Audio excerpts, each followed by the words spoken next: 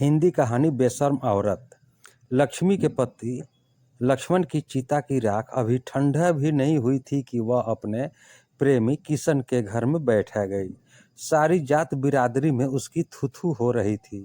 लक्ष्मी की गोद में अभी साल भर की बेटी थी। एक बूढ़ी सास थी। परिवार में और कोई नहीं था। वह अपनी बेटी को भी साथ ले गई। दरअसल लक्ष्मी और किशन के बीच इश्कबाजी बहुत पहले से चल रही थी। जब वह लक्ष्मण से ब्याह कर आई थी, उसके पहले से ही यह सब चल रहा था। वह लक्ष्मण से शादी नहीं करना चाहती थी। एक तो लक्ष्मण पैसे वाला नहीं था, दूसरे वह शादी किशन से करना चाहती थी। वह दलित था मगर पंच था और उसने काफ़ी पैसा बना लिया था। मगर माँ बाप के दबाव के चलते लक्ष्मी को लक्ष्मण जो जाति से गुजर था के साथ शादी करनी पड़ी। लक्ष्मी तो शादी के बाद से ही किशन के घर बैठना चाहती थी, मगर समाज के चलते वह ऐसा नहीं कर पाई थी। पर उसने किशन से मेलजोल बनाए रखा था। शादी की शुरुआत में तो वे दोनों चोरी छिपे मिला करते थे। बिरादरी के लोगों ने उनको पकड़ भी लिया था, मगर लक्ष्मी ने इसकी जरा भी परवाह नहीं की थी। जब लक्ष्मी ज़्यादा बदनाम हो गई, तब भी उसने किशन को नहीं छोड़ा। लक्ष्मण लक्ष्मी का 7 फेरे वाला पति जरूर था, मगर लोगों की निगाह में असली पति किशन था। जब शादी के 5 साल तक लक्ष्मी के कोई औलाद नहीं हुई, तब लक्ष्मण को बस्ती और बिरादरी के लोगों ने नामर्द मान लिया था। शादी के 6 साल बाद जब लक्ष्मी ने एक लड़की को जन्म दिया, तब समाज वालों ने उसे किशन की औलाद ही बताया था। फिर भी लक्ष्मी लक्ष्मण की परवाह नहीं करती थी, इसलिए दोनों में आए दिन झड़पें होती रहती थी। अब तो किशन भी उनके घर खुलेआम आने जाने लगा था। लक्ष्मण कुछ ज़्यादा कहता, तब लक्ष्मी भी कहती, ज़्यादा मर्दानापन मत दिखा, नहीं तो मैं किशन के घर बैठ जाऊंगी। तू मुझे ब्याह करके ले तो आया है, मगर दिया क्या है आज तक? कभी कभी तो मैं एक एक चीज़ के लिए तरस जाती हूँ। किशन कम से कम मेरी मांगी हुई चीज़ें लाकर देता तो है। तू भी मेरी हर मांग पूरी कर दिया कर, मैं किशन को छोड़ दूंगी। यहीं पर लक्ष्मण कमज़ोर पड़ जाता। बड़ी मुश्किल से मेहनत मजदूरी करके वह परिवार का पेट भरता था। ऐसे में उसकी मांग कहाँ से पूरी करे?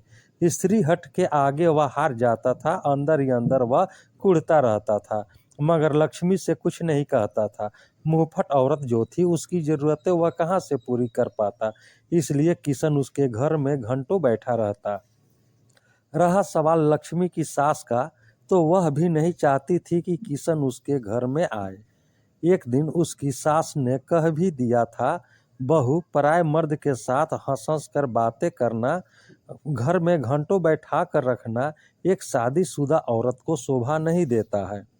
सास का इतना कहना था कि लक्ष्मी आग बबूला हो गई और बोली, बुढ़िया ज़्यादा उपदेश मत, चुपचाप पड़ी रह। तेरा बेटा जब मेरी मांगे पूरी नहीं कर सकता है, तब क्यों कि तूने उसके साथ मेरी शादी। अगर तेरा बेटा मेरी मांगे पूरी कर दे, तब मैं छोड़ दूंगी उसे। एक तो मैं तेरे बेटे के साथ फेरे नहीं लेना चाहती थी, मगर मेरे माता पिता ने दबाव डालकर तेरे बेटे से फेरे करवा दिए। अब चुपचाप घर में बैठी रह। अपनी गज भर की जबान मत चलाना, वरना मैं किशन के घर में बैठने में जरा भी देर नहीं करूंगी। उस दिन लक्ष्मी ने अपनी सास को ऐसी कड़वी दवा पिलाई कि वह फिर कुछ न बोल सकी। किशन अब बेझिझक लक्ष्मी के घर आने जाने लगा। लक्ष्मी की हर मांग वह पूरी करता रहा। बन संवर कर रहने लगी। कभी कभी वह किशन के साथ मेला और बाजार भी जाने लगी। शुरू शुरू में तो बस्ती वालों ने भी उन पर खूब उंगलियां उठाई, पर बाद में वे भी ठंडे पड़ गए। बस्ती वाले अब कहते थे कि लक्ष्मी के एक नहीं बल्कि दो दो पति हैं। फेरे वाला असली पति और बिना फेरे वाला दूसरा पति, मगर बिना फेरे वाला ही उसका असली पति बना हुआ था। इस तरह दिन बीत रहे थे। जब शादी के 5 साल बाद लक्ष्मी पेट से हुई, तब उसका बांझपन तो दूर हुआ मगर एक कलंक भी लग गया। लक्ष्मी के पेट में जो बच्चा पल रहा था वह लक्ष्मण का नहीं किशन का था, मगर लक्ष्मी जानती थी कि वह बच्चा लक्ष्मण का ही है।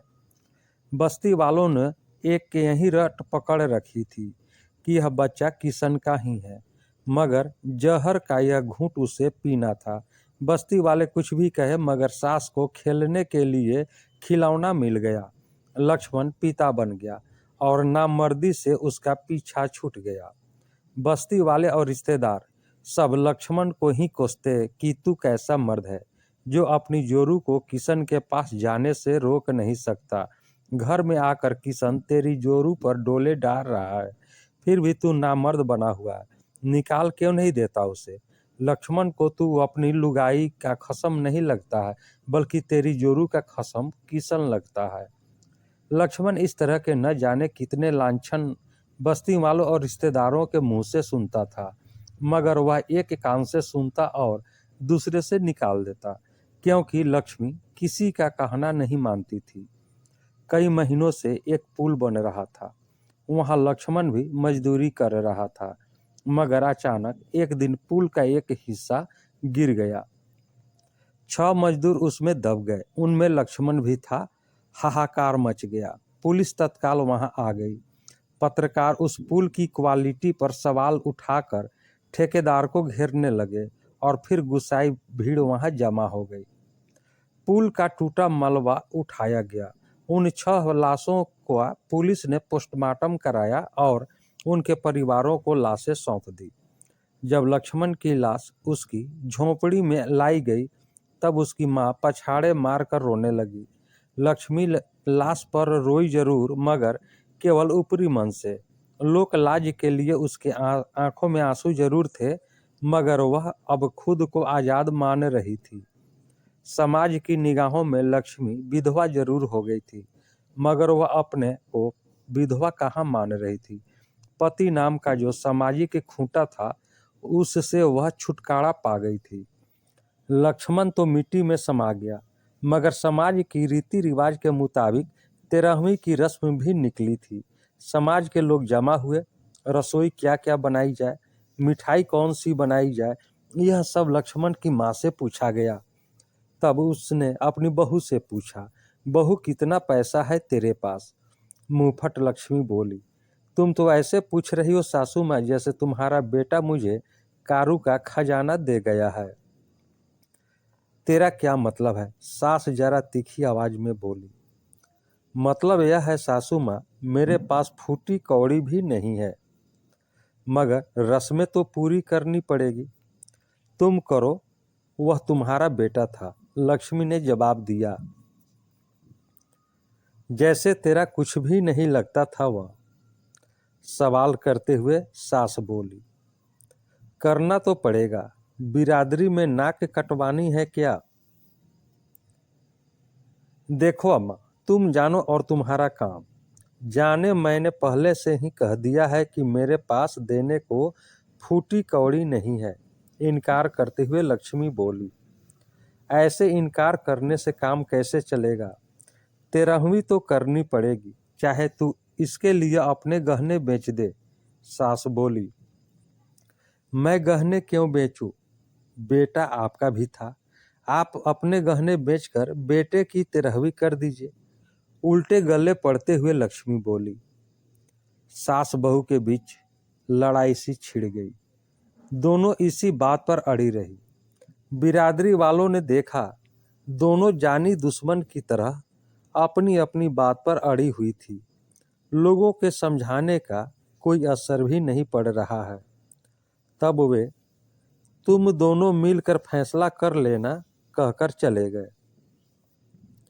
सास ने कभी अपनी बहू के सामने मुंह नहीं खोला। लक्ष्मी भी कम नहीं पड़ी। एक का बेटा था तो दूसरे का पति, मगर किसी को लक्ष्मण के मरने का गम नहीं था। तब लक्ष्मी ने एक फैसला लिया।